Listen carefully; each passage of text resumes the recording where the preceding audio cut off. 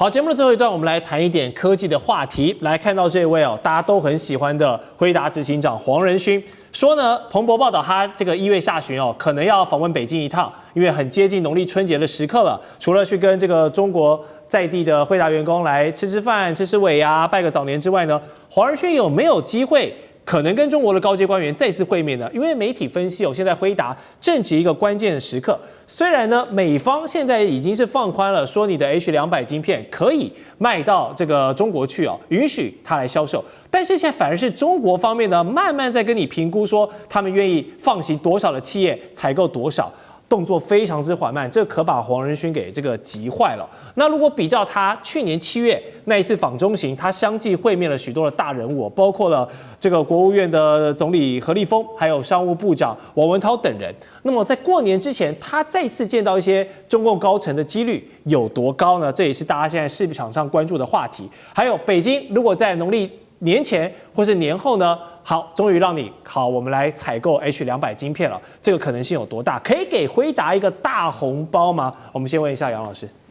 我覺得不容易，不容易，因為北京已經講得很清楚了，他其實原則上是不希望中方的企業去購買 H200，一方面是他擔心這個是有後門，因為過去對於之前的 H20就有這樣子的研究，是。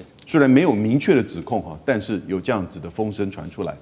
那第二個呢，其實是認為川普其實在這個芯片上面也扣稅啊，也賺一筆啊。當然最重要的第三個原因是，其實還是希望中國大陸自己內部的芯片產業能夠加快腳步，做出至少在相關的效能上能夠接近的。因此華為啊這些製造商其實就已經開始在加速。如果這個時候你再開放，那不是等於是對原來的期待有所打壓影響嗎？不過呢，他當然原則上的後面有一個就是尾巴啊，他說如非確有必要，就是這個確有必要就變成這個很有趣味了。那因此可能要用個別的申請的方式。那如果這一次黃仁勳去見到的何立峰等相關的這個官員的時候呢，我覺得他們也不會說在這個問題上刻意去跟輝達或跟黃仁勳去這個就是刁難他，而是在中美競爭以及希望扶植中國大陸技術自立自主的這個原則上。所以這個原則如果能夠達成的話，也許黃仁勳的訪問或許在這個確有必要的這個空間呢，就可以再放寬一些。是。好，而科技圈最近的熱門追捧標的我們已經看到從GPU、CPU 現在輪動到誰了？輪動到記憶體了，也就是大家說的內存啊。代表性的有誰呢？美股的這個美光科技他們就說，在過去一季真的是短缺的非常誇張，而且這一波供應吃緊呢，會一路延長到這個今年甚至是明年。公司高層說，這股短缺的程度是前所未見的。相信有在這個組裝 PC 電腦的玩家都已經感受到了這幾年各項零件漲價的威力。那麼中國的內存大廠長鑫存儲呢，它則是向上海的科創板已經遞交上市的計劃了。他們目標要募資到295億人民幣，用於擴產、製程的升級跟研發，要全力追趕像是美光啦、三星啦、SK 海力士啦等這個美韓企業第一梯隊的步伐。好，這個玩意兒呢，跟台積電的2奈米有一些不一樣，它當然是有技術門檻的，但是呢，它也有很多成熟製程的部分，它的工藝是有高有低的。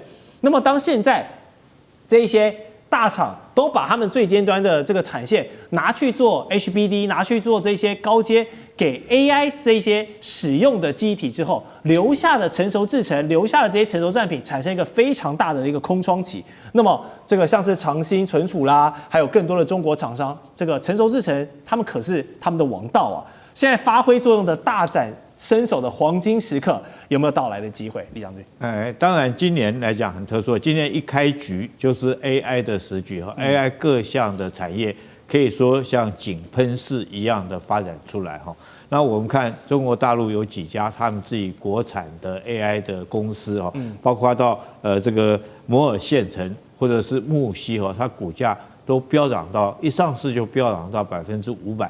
甚至600%，好，這種可以說是井噴。當然，這種 AI 算力來講，有幾樣需要的，譬如說是我們講的GPU 這一類的晶片。對。但是現在來講，它的存儲，也就是高帶寬內存的這種記憶體晶片也是非常重要。是。那現在已經很明顯已經供不應求了。那製造這種高帶寬內存的有3家，全世界有3大巨頭，一個就是美光嘛，哈，另外一個就是 SK 海力士啊，還有一個三星電子，這3家主要在做這個。那長江存儲也有在做了哈，但是我們看到現在來講缺到什麼程度？你從美光它營運執行長他就講了，他說現在哈這個短缺的程度前所未見，那更不要講說是三星、海力士，這2家公司也都是一樣。那現在缺到什麼樣程度呢？不管是高端算力或者是中低端算力哈，都非常缺。高端算力哈，它搶貨搶到什麼時候？這個英業達 B200哈，是連租你都租不到了。現在就是有一些是租賃業者，他都已經租不到了。那中低端的也很搶，中低端的 GPU 是什麼呢？比如說是5090、4090哈，這些中低端的 GPU 目前來講價格也上漲，漲到多少？漲到將近300%這麼高的一個，所以你就知道這個有關於這個存儲記憶體，由於 AI 算力的需求大量的增加哈，所以在這種存儲的記憶體也大量的需求也明顯的不足，因此我覺得長江存儲來講，如果說利用這一波的需要，它大大的擴產哈，增加它的產能，那第一個當然可以滿足中國自己國內的需求，大家不要忘了。中國是全世界半導體需求最強的一個國家，最大的一個市場哈，所以它自己國內的市場它就足夠供應。那當然借着這一波長江存儲，它這個不管是這個募資來提升它的擴產，增加它的產能，那對於全世界的 AI 確實是可以搶在這一波，能夠這個能夠賺到它所需要的這種經費。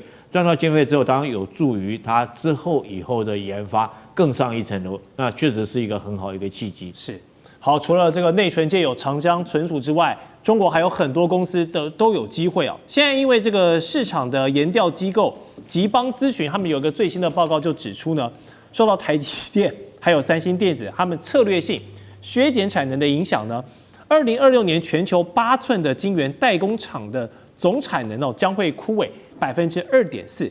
那同時 AI 還會帶動更多的需求強勁，那這枯萎的量由誰來填補呢？中國的晶圓代工廠就有機會了。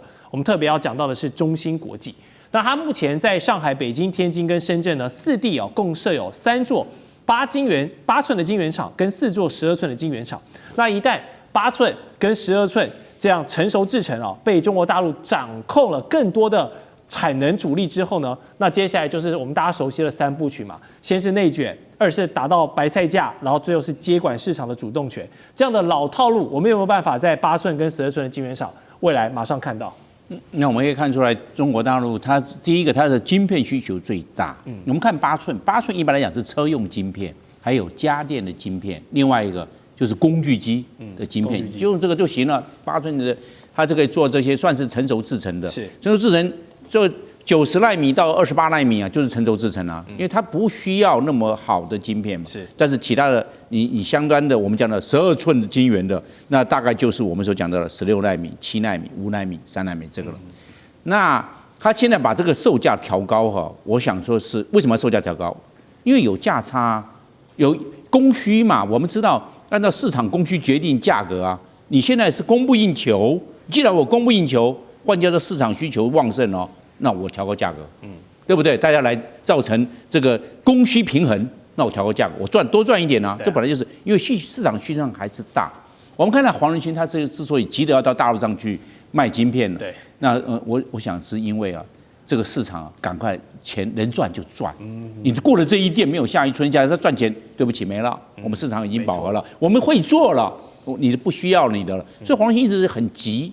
就是想要賣到中國大陸，在中國大陸，他在這方面也是變成他的一個政策，他這個集中來讓不管是8寸晶圓也好，12寸晶圓也好，他集中來做。我認為重要另外一個在什麼地方？在良率，可不可以克服良率？如果沒有克服良率，結果你這個良率只有到了40%，那你這樣換句話說，你賺的並不多，因為你很多的是不良產品啊。那良率，我認為它良率慢慢提高了。良率提高了，我對外的需求也不用了。为什麼？我良率夠了，良率夠，我出來的這些相關的成品數量就足了，那就代表良率提升了。良率提升了，利潤也增加了。為什麼？我們講了調高價格，表示說供不應求。